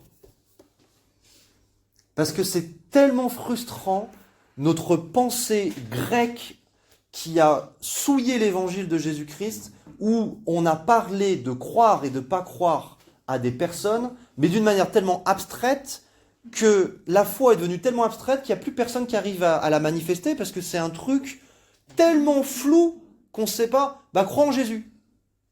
Je fais comment ? Ah, mais parce que tu es rempli d'incrédulité. Oui, mais d'accord, mais je ne sais pas comment le quantifier. Donc la question, et c'est ça qui va nous donner la révélation que je vous partageais sur cette conclusion, incrédulité dans quoi? Dans les promesses. Exactement. Dans la parole. Exactement, Même de Dieu. exactement. C'est exactement ça. C'est-à-dire que Dieu leur a dit dans une multitude de reprises, moult reprises, le pays que je vous ai donné. Entrez dans le pays que je vous ai donné. Donc c'est-à-dire que Dieu leur a pas dit, allez là-bas et je vais vous voir faire. Dieu leur a dit, mon souhait, c'est que vous entriez dans un pays mais que je vous ai déjà donné. Donc en gros, quelque part, vous n'avez pas à essayer de l'obtenir, vous n'avez pas à essayer de le, comment je pourrais dire, de le chercher. Je vous l'ai déjà donné, c'est déjà tout prêt en fait. Donc du coup, l'incrédulité dans le pays que Dieu leur avait déjà donné. Et si on compare à l'Église, c'est l'incrédulité dans l'héritage que Dieu nous a déjà donné. C'est exactement la même chose. C'est-à-dire ce qu'on a cité tout à l'heure. En disant, voilà qui nous sommes en Christ. Voilà ce qu'il nous a donné parce que Jésus seul a obéi. Si quand on partage ces choses, on commence à dire, non ça c'est pas pour moi, on rentre pas dans Canaan. Pourquoi? Parce qu'on met pas notre foi dans le déjà donné de Dieu. Et donc du coup, ça c'est l'incrédulité. Et la désobéissance, c'est la désobéissance dans quoi? C'est la désobéissance dans le fait de ne pas avoir pris et vécu ce que Dieu a déjà donné. Parce qu'on voit bien que Caleb et Josué, eux, ils étaient animés d'un autre esprit, et eux, ils ont tout de suite dit, ok, non seulement on y va, mais en plus on prend. On va pas seulement y aller, se poser devant et de dire, bah merci Seigneur. Vous voyez ce que je veux dire? Chaque pas que quand vous rentrez dans une île, chaque pas que vous faites, prenez protection de ce lieu. Exactement. C'est même la version non d'aujourd'hui, parce que là tu nous as cité une Summer ou un Second 21 ou la version Michel peut-être, mais la version Second, elle est encore plus forte, c'est tout lieu que foule la plante de tes pieds t'appartient. Oui. Mais pourquoi il t'appartient? Parce que Dieu te l'a déjà donné. Voilà, oui, oui. C'est le seul moyen qui fait qu'il t'appartient. C'est-à-dire que Dieu leur dit ça aux endroits que Dieu a déjà prévus. Mais si tu vas dans un endroit que Dieu n'a pas prévu, exactement, bah, ce passage il est magnifique pour évangéliser. Alors j'aimerais qu'on prenne un passage ensemble, c'est la première fois qu'on fait ça. Parce qu'on aurait fait ça pour tous, honnêtement ça aurait duré 5 heures. Nombre 14. C'est vers le début, Michel. C'est le 4e livre de la Bible. Donc t'as Genèse. Non mais Pierre c'était... Ouais, Pierre c'était dur. Il était caché. C'était caché. Nombre 14, C'est c'est bon. Nombre 14. Et on va lire à partir du verset 19.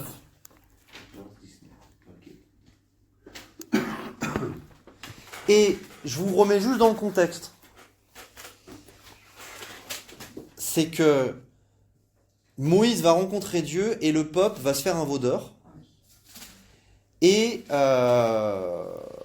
Dieu va le voir. Et il va mal le prendre. Et Moïse vient devant Dieu en lui disant, écoute ce que j'ai à te dire quand même.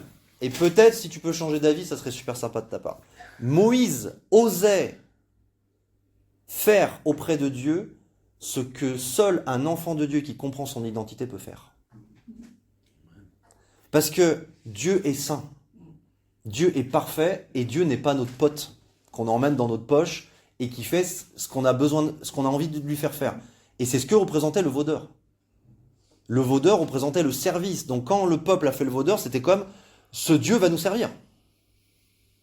Donc on est 100% d'accord là-dessus. Mais le côté paradoxal de notre relation avec Dieu, c'est que d'un côté il est tellement saint que c'est pas notre pote, mais d'un autre côté c'est tellement notre Père, on fait tellement un avec lui qu'on a un accès rapide et immédiat dans sa présence. Donc il y a comme un paradoxe ici entre, à l'époque, ils ne pouvaient pas rentrer dans le lieu très saint, mais ils pouvaient faire n'importe quoi dans le parvis, alors que nous, on peut rentrer dans le lieu très saint avec la bonne attitude, mais que l'accès est facile. Vous voyez le paradoxe entre la sainteté de Dieu et le côté paternité de Dieu. Je referme la parenthèse. Donc Moïse vient devant Dieu, et dans Nombre 14-19, il ose dire « Pardonne l'iniquité de ce peuple ». selon la grandeur de ta miséricorde. Vous voyez, il le prend par les sentiments presque en disant, mais tu te dis l'Éternel miséricordieux, là c'est le moment de le prouver. Comme tu as pardonné à ce peuple depuis l'Égypte jusqu'ici, l'Éternel dit, je pardonne. Comme tu l'as demandé. Ouais, mais plus haut, c'est encore plus beau. 18. On le verra après. Parce que le problème de la parole de Dieu, c'est que je suis obligé de sélectionner même des fois des passages dans un verset, parce que des fois le verset est tellement riche que si on s'arrête sur tout, on met une heure de plus. Donc on le citera après, si tu veux bien. Je pardonne. Et beaucoup arrêtent le salut là, comme on l'a dit en intro. Vous vous rappelez, le diable a fait croire à l'Église que le bien, c'était l'évangile, alors que Dieu avait l'excellence. Et si on saute au verset 23, le verset 23 commence en disant « Tous ceux-là ne verront point le pays ». C'est qui tous ceux-là ? Tous ceux qui ont été pardonnés. Première phrase choc, et vous en allez en voir 3 dans ce passage. Première phrase choc, le pardon n'assure pas l'héritage. Première phrase choc. En limitant notre salut au pardon, on met tout le salut en danger. C'est assez grave. Et vous voyez que Dieu, là, il nous donne un enseignement extraordinaire. Il nous dit, oui, je pardonne. Parce que ma bonté, l'accomplissement de mon Fils, ses souffrances, ne peuvent pas m'empêcher de ne pas pardonner. Dieu, à aucune reprise et envers aucune personne, refusera le pardon. Mais le pardon n'assure pas l'héritage. Ça, c'est la première chose importante à comprendre. Le pardon seul n'assure pas l'héritage. Parce que tout cela, c'est tous ceux qui ont été pardonnés. Ils ne verront point le pays, c'est-à-dire ils n'entreront pas dans Canaan. Et si vous connaissez les Écritures, vous verrez que c'est exactement ce qui s'est passé. Que j'ai juré à leur père de leur donner. Vous voyez, encore une fois, il a dit, je l'ai juré. Tous ceux qui m'ont méprisé. Et là, le mépris que Dieu parle, c'est quoi ? C'est l'incrédulité et le manque de crainte de l'Éternel. C'est ça qui a méprisé Dieu. Tous ceux qui m'ont méprisé ne le verront point. Et parce que mon serviteur Caleb a été animé d'un autre esprit. C'est quoi l'autre esprit ? La foi et la crainte de l'Éternel. Parce qu'il a été animé d'un autre esprit et qu'il a pleinement suivi ma voie, donc on voit l'obéissance qui en découle, je le ferai entrer dans le pays où il est allé, et ses descendants le posséderont. Donc on voit qu'il y a cette transmission d'ADN de ceux qui ont goûté le royaume, qui sont capables de le retransmettre. Donc la première phrase choc, c'est le pardon, c'est bien, mais entrer dans le royaume de Dieu, c'est mieux. Et ça va aller encore plus loin. Ça, c'est la première chose qu'on peut dire. Et on va sauter un petit peu plus loin dans le temps, et on va se retrouver dans Josué. Et dans Josué, on se retrouve maintenant avec un peuple qui est dans Canaan, dans le contexte de Josué. Bon, là, on est dans Canaan. Et dans Josué 18, verset 3, c'est écrit « Josué dit aux enfants d'Israël ». Josué, en hébreu, c'est Yeshua, qui veut dire Jésus. Dieu sauveur. Enfant d'Israël, comme on l'a vu tout à l'heure, peut représenter l'Église. Donc prenez ce passage et vous pouvez, sans tort des Écritures, dire Jésus dit à son Église. Vous avez le même résultat. Parce que je pense que vous avez compris que l'Ancien Testament est une ombre pour nous expliquer et nous enseigner la révélation. Josué 18, 3. Josué dit aux enfants d'Israël, ou Jésus dit à son Église, « Jusqu'à quand négligerez-vous de prendre possession du pays que l'Éternel, le Dieu de vos pères, vous a donné ?» Donc c'est-à-dire qu'ils sont entrés, mais ils n'ont pas pris possession. Le pardon c'est bien, mais entrer dans le royaume c'est mieux. Entrer dans le royaume c'est bien, mais prendre possession de notre héritage, c'est mieux. Amen. Vous voyez comment ces étapes sont claires dans le passage du peuple hébreu.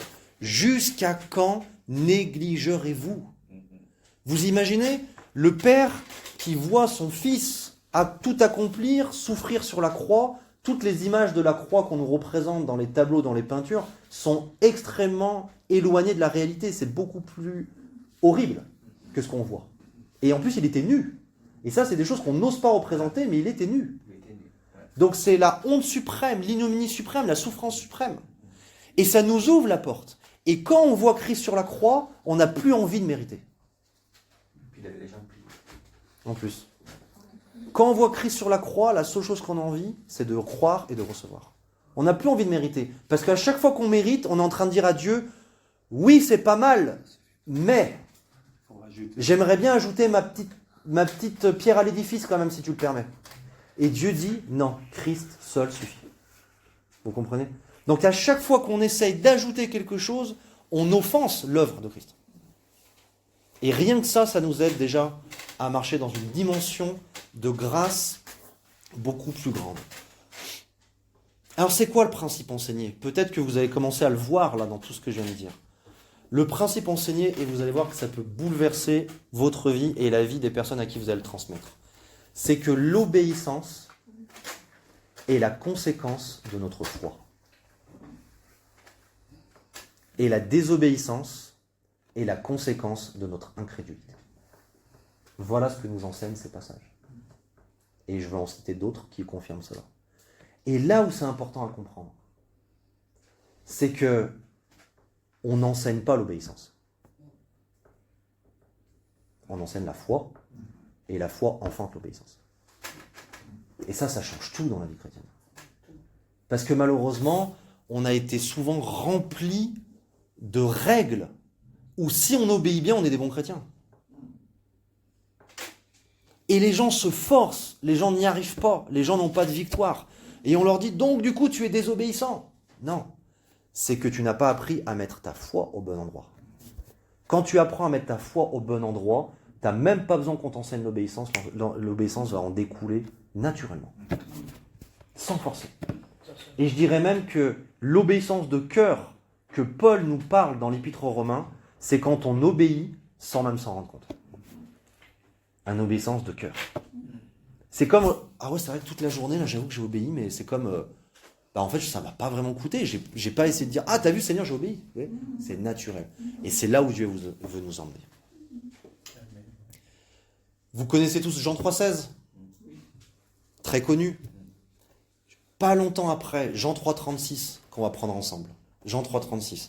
Moins connu que Jean 3,16. Mais dans la même veine, vous allez voir, on a l'impression que c'est exactement la même structure. Sauf que Dieu va nous enseigner quelque chose d'extraordinaire dans ce passage. Jean 3, donc chapitre 3, verset 36. Alors ça, c'est 1 Jean.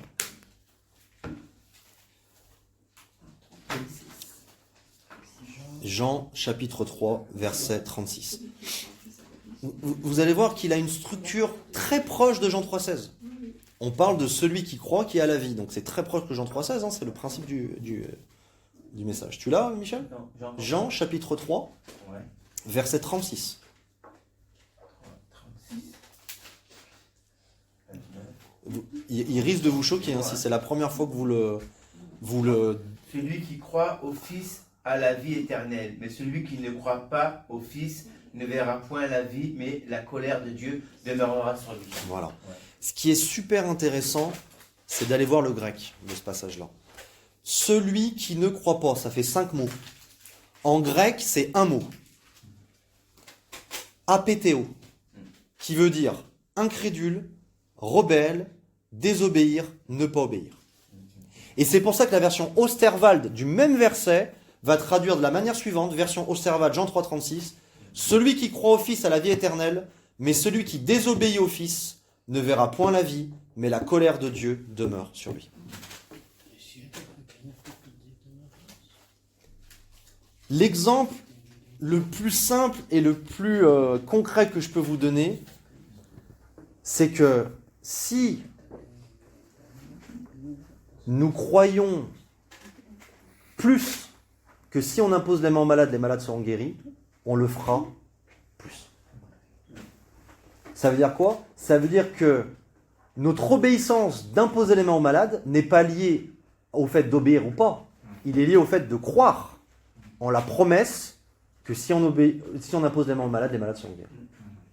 Ça, c'est un exemple pour moi qui est très clair. On pourra en citer 1000 autres, mais c'est un exemple très clair de plus on met notre foi dans une promesse, plus on s'empare de l'héritage et de la bénédiction, et plus on est obéi naturellement.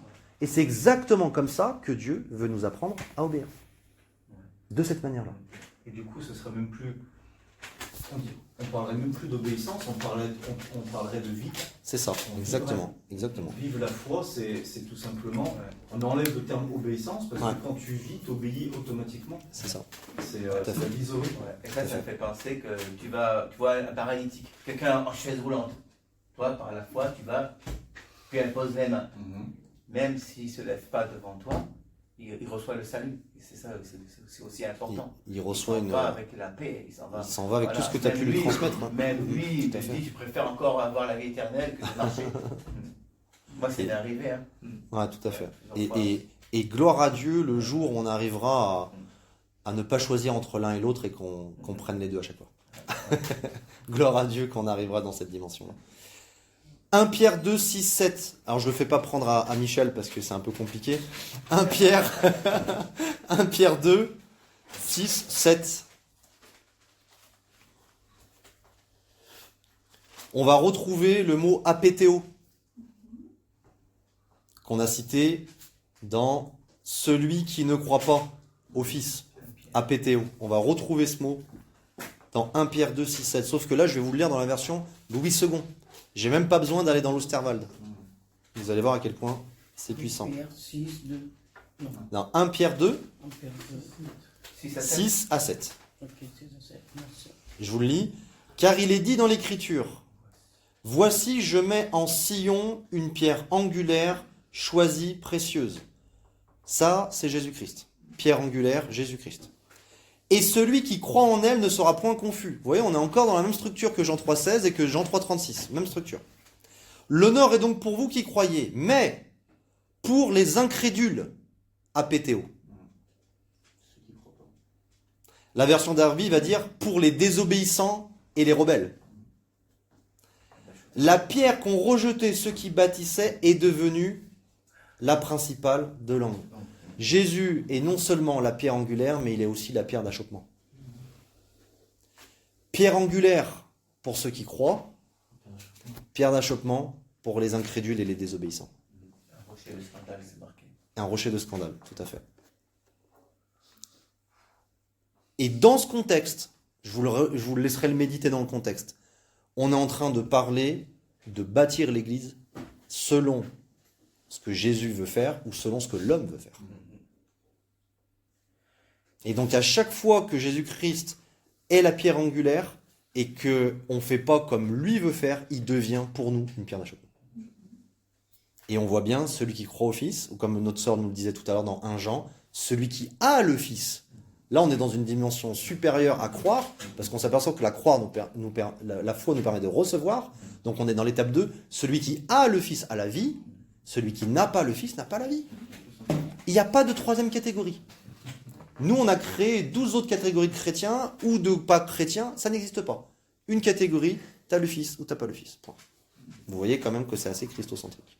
Et je ne vais pas vous lire le passage pour qu'on avance, mais vous verrez dans les notes, à 2 endroits dans l'introduction de l'Épître aux Romains et dans la salutation de l'Épître aux Romains, Paul va nous donner une expression, l'obéissance de la foi. Il va dire que mon ministère, c'est d'emmener les païens à l'obéissance de la foi. Waouh! C'est une expression qui est assez confirmative de ce qu'on vient de dire, c'est que la foi produit l'obéissance. La foi fait en sorte que l'obéissance découle. Et vraiment, on parle d'une obéissance qui n'est pas morte, qui n'est pas extérieure, qui n'est pas motivée par la peur du châtiment. On parle d'une obéissance de foi. Une obéissance qui est intérieure, une obéissance qui vient de notre nouvelle nature, qui vient de la crainte de l'Éternel. Et j'avais noté quelque chose, quand l'objectif n'est plus de faire la volonté de Dieu, parce que souvent on veut obéir pour faire la volonté de Dieu. Quand l'objectif n'est plus de faire la volonté de Dieu, mais que notre volonté devienne comme celle de Dieu, nous passons de « nous devons obéir » à devenir obéissants. Nous passons d'une obéissance morte à une obéissance de cœur, à une obéissance qui a du sens. Et ça a été une révélation pour moi, ironique, obéissance. Une obéissance qui a du sens. Obéir avec du sens. Et le problème de l'obéissance morte, c'est qu'on fait parce qu'il faut. On se force parce qu'il faut. Alors que l'obéissance qui a du sens, comme disait Brian, ça découle tellement qu'on le fait parce qu'on y croit, parce qu'on le vit, et parce qu'on est aligné avec ça. On est OK avec ça.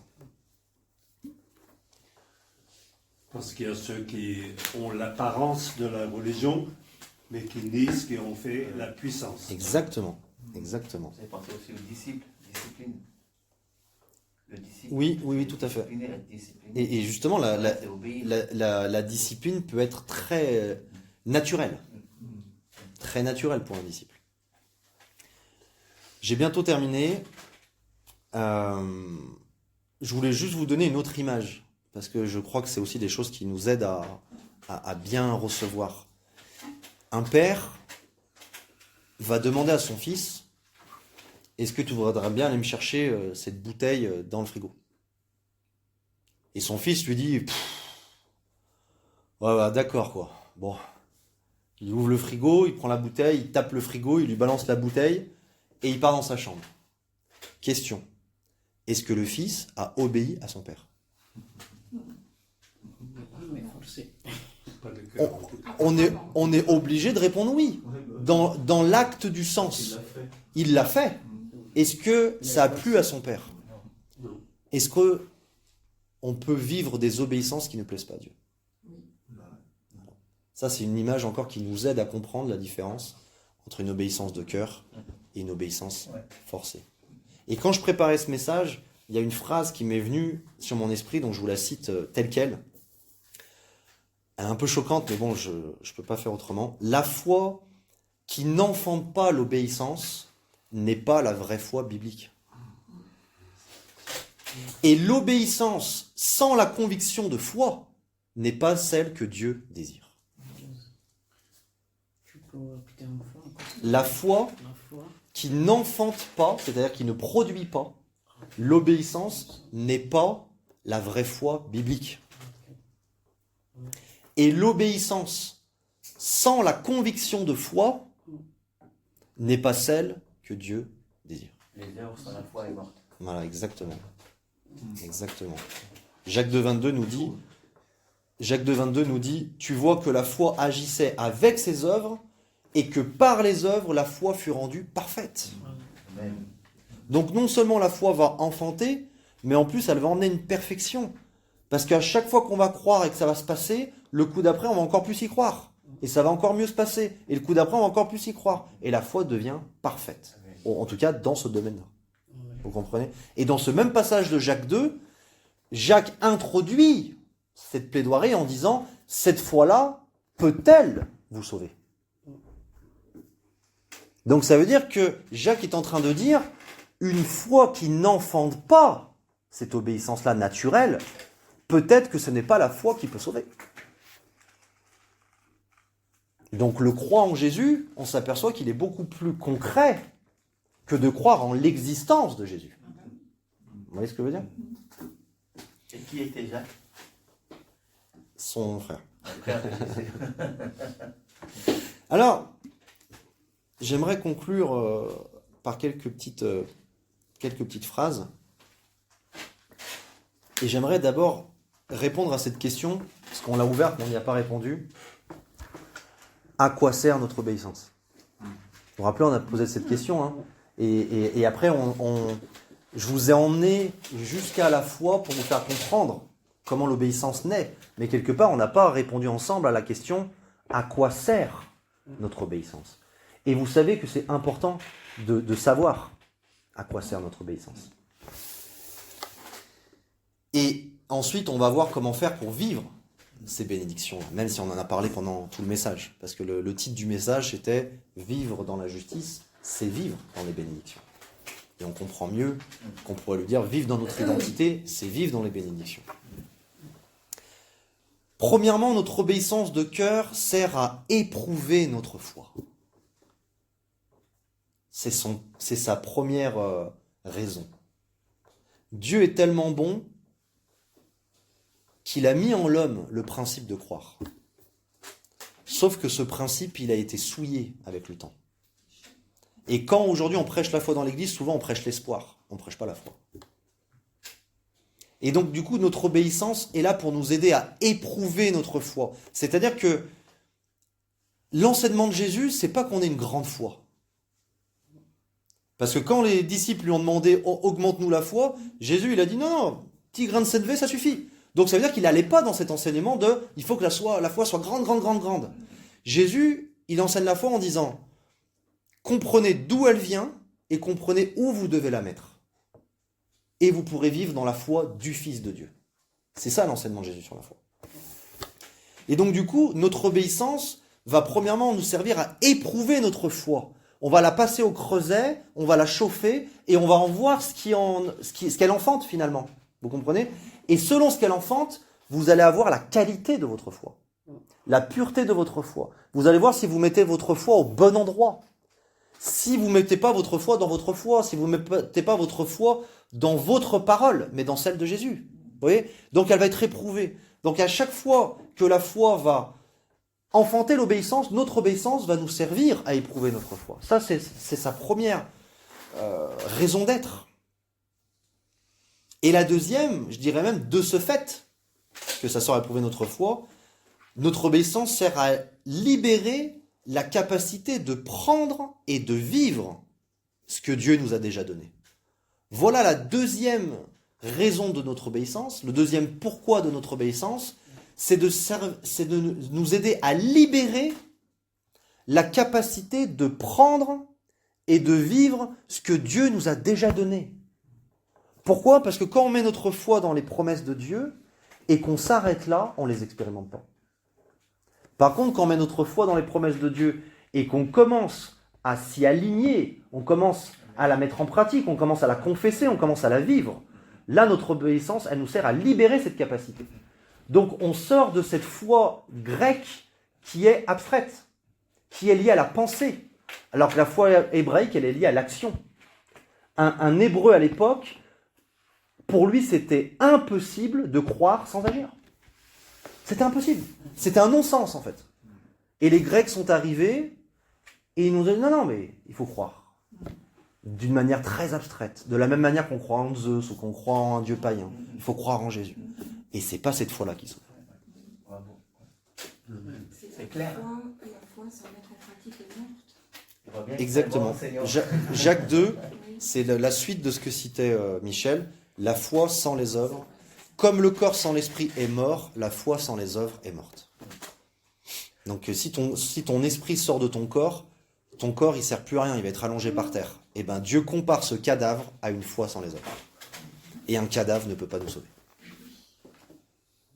Tout à l'heure, tu parlais de l'oreille, d'entendre, d'écouter le silence. Et depuis tout à l'heure, je te regarde. En fait, quand je suis obligé de réfléchir, je te vois bouger. Et mon oreille, j'essaie de l'attendre. Et si je ne te regarde pas, j'entends et je reçois plus vite. C'est dingue, hein? La ferme les yeux. T'es en train de me dire que je me suis rasé pour rien. Dernière petite phrase avant la conclusion. Parce que c'est vraiment important. Nous n'obéissons pas pour que Dieu nous donne les bénédictions promises. Nous n'obéissons pas pour un salaire. C'est pas ça le but. Parce que souvent j'entends des enseignants qui prennent Deutéronome 28 et qui disent « Regardez ce que dit Dieu. Et maintenant si on obéit, on sera béni. » Jamais de la vie. Jamais Deutéronome 28 a été écrit pour qu'on puisse l'accomplir.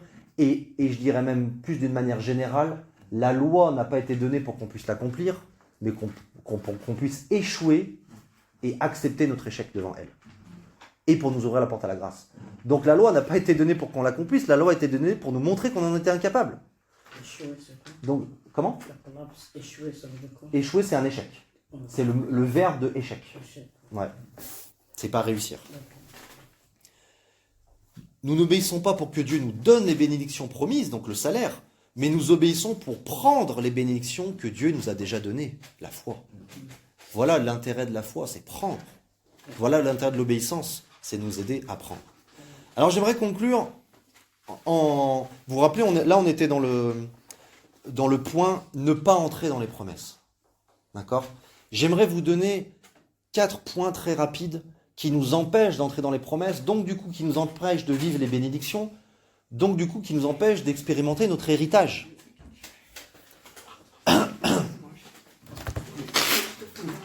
Normalement, une dernière devrait suffire. Promis.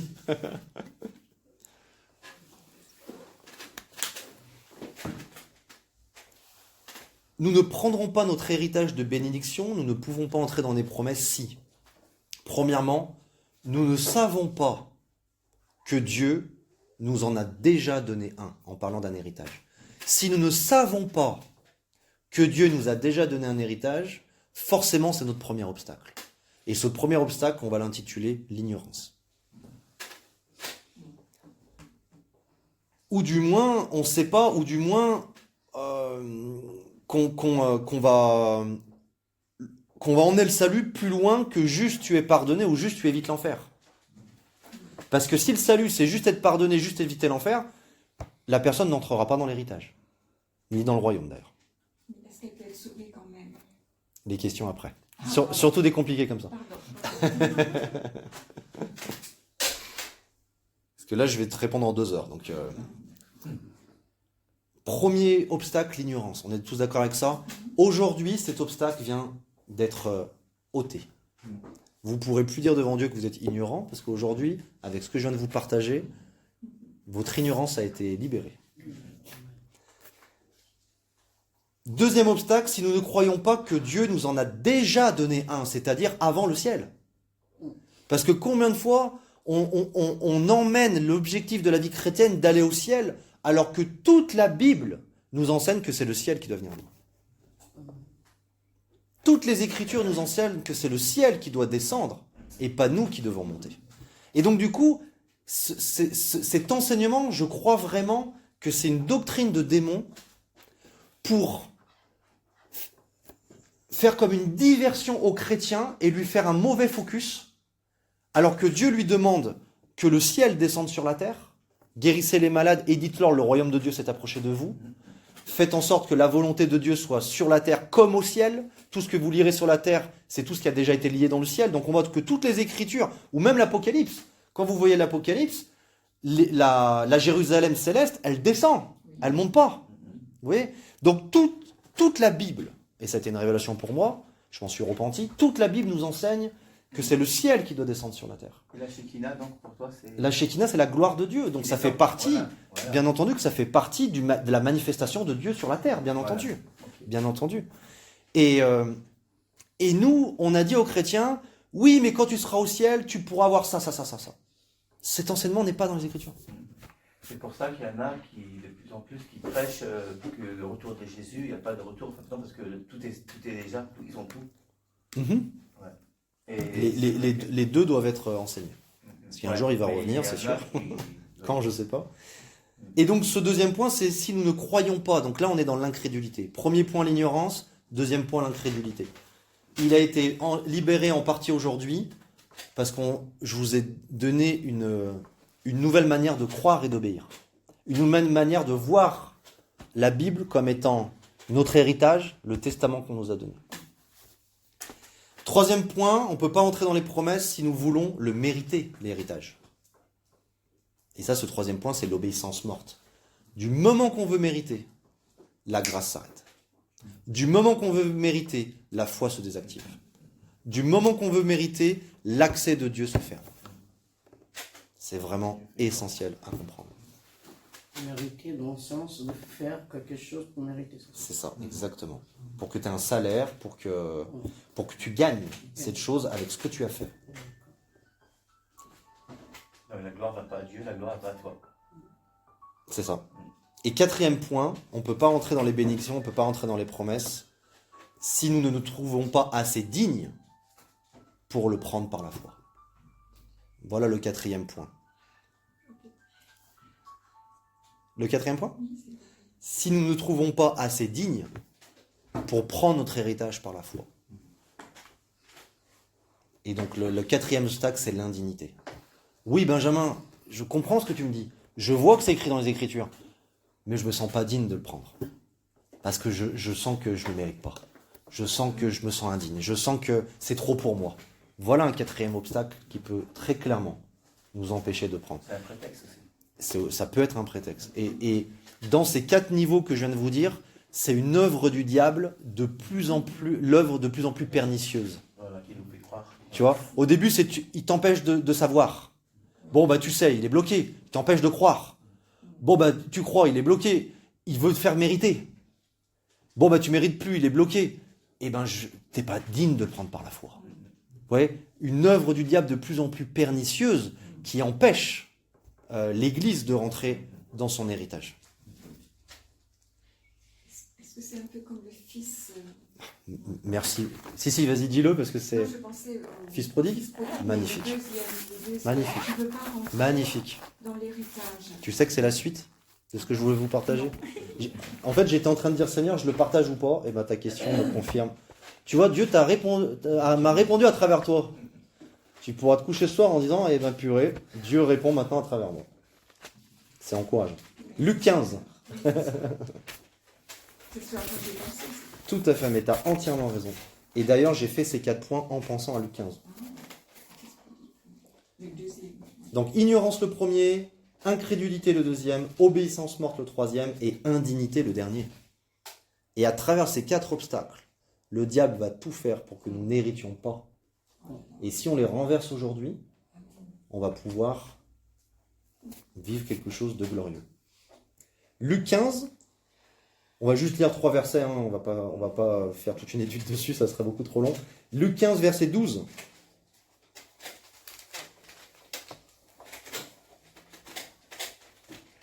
Donc Luc 15, c'est l'histoire d'un père qui a 2 fils. Un fils, on va dire qu'on peut appeler pécheur, un autre fils qu'on peut appeler religieux, que ces 2 fils représentent nous-mêmes. On a eu un côté pécheur, on peut encore avoir un côté religieux, donc ça nous représente nous-mêmes et ça nous montre comment les 2 fils ne sont pas rentrés dans la maison du Père pour pouvoir bénéficier pleinement de l'héritage. Donc on est pleinement dans ce qu'on vient de partager dans cette histoire-là. Mais sans faire un verset par verset dans cette histoire, si on va au verset 12, le plus jeune dit à son père, « Mon père, donne-moi la part de bien qui doit me revenir. » Et écoutez bien, « Et le père leur partagea son bien. » Ça veut dire quoi? Ça veut dire qu'à ce moment-là, les 2 fils ont reçu du père l'héritage. Et c'est exactement ce qui se passe nous quand on est de nouveau. Au moment où on est de nouveau, on devient héritier de Dieu. On l'a lu dans Romains. Donc c'est-à-dire qu'on reçoit notre héritage. Mais entre recevoir notre héritage et l'expérimenter, eh ben, il y a tout le message qu'on a partagé aujourd'hui, qui va nous aider à le vivre. Regardez au verset 19.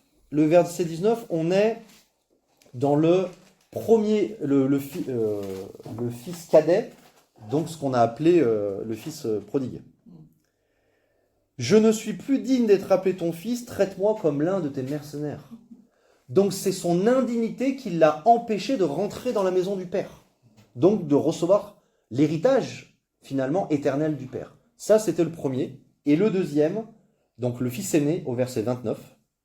« Mais il répondit à son père, « Voici, il y a tant d'années que je te sers, sans avoir jamais transgressé tes ordres, et jamais tu ne m'as donné un chevreau pour que je me réjouisse avec mes amis. » Et là, on est dans l'obéissance morte, qui est même, je dirais, insensée, parce que non seulement c'est faux ce qu'il dit, sans jamais transgresser tes ordres, il l'a transgressé 1000 fois, et juste avant qu'il dise ça, son père dit « rentre dans la maison » et il lui dit non. Donc ça veut dire que non seulement il l'a transgressé peut-être des milliers de fois, mais il vient de le faire 10 secondes avant qu'il ouvre la bouche. Donc pour dire que l'obéissance morte nous emmène à du déni complet, les Juifs aujourd'hui, sur les 614 commandements, ils disent qu'ils en obéissent à 33. et que le reste, quelque part, c'est la grâce de Dieu. Donc ça veut dire qu'on ne peut pas dire d'être pleinement obéissant quand tu obéis sur 33 commandements sur 614. Sachant que le Nouveau Testament, c'est quasi le double de commandements qui est donné. Donc ça veut dire que si on veut obéir au christianisme de la même manière qu'au judaïsme, c'est 2 fois plus dur pour un chrétien que pour un juif. Ça peut nous décourager, et j'espère que ça nous décourage. J'espère vraiment que ça nous décourage. Et donc on s'aperçoit que non seulement le Fils, à cause de son obéissance morte, ne rentrait pas dans la maison du Père, mais en plus il demande un chevreau pour se réjouir avec ses amis, et même pas avec son père et son frère qui viennent de revenir. Donc c'est-à-dire qu'il n'a pas compris son identité en Christ. Donc vous comprenez que ce passage fait partie d'une série de messages sur l'identité en Christ, parce que c'est un fondement indispensable. Allez, je termine avec cette phrase qui sera notée mot à mot dans les notes. Laissons cette nouvelle nature sans péché se manifester et entrons avec foi, assurance et obéissance dans les promesses de Dieu pour prendre et vivre les bénédictions du juste qui nous ont déjà été données. Voilà en une phrase, je te la donnerai. Voilà en une phrase ce qui conclut tout ce qu'on a dit. Ok ? C'est moi qui viens de... Je prie et je te donne même ma tablette pour que tu puisses noter, tu vois comment. Et tu auras ça aussi. Seigneur, on veut te bénir. On veut te remercier, Seigneur, pour la cohérence et la profondeur de ta parole. Et Seigneur, on veut se repentir de toutes les fois où on a été incrédule dans ta parole, de toutes les fois où on a voulu mériter, de toutes les fois où on est venu avec des excuses, avec des justifications, de toutes les fois où on a préféré croire nos sentiments, notre corps, notre chair, le diable, mis à la place de te croire toi. Et Seigneur, on veut venir avec un cœur ouvert et on veut confesser, Seigneur, que nous sommes nés de toi, que nous sommes fils et filles de Dieu, chacun d'entre nous, et que nous avons reçu un héritage, et que cet héritage n'est pas quelque chose pour nous glorifier nous, mais c'est quelque chose qui te glorifie toi, parce qu'à chaque fois que le monde voit tes fils hérités, c'est toi qui es glorifié. Alors aide-nous, Père, par ton esprit, par ta parole, à expérimenter, à vivre cet héritage au quotidien, que ce soit de recevoir ce que nous n'arrivions pas à recevoir jusqu'alors, ou que ce soit de faire ce que nous n'arrivions pas à faire jusqu'alors. On prie que ton nom soit glorifié, et on prie que chacun d'entre nous puisse être encouragé et fortifié, et qu'on puisse chacun d'entre nous avoir des témoignages dès aujourd'hui, dès les heures qui viennent, dès les jours qui viennent, qui puissent nous encourager à persévérer dans ta parole, Père. On t'a prié au nom de Jésus-Christ. Amen.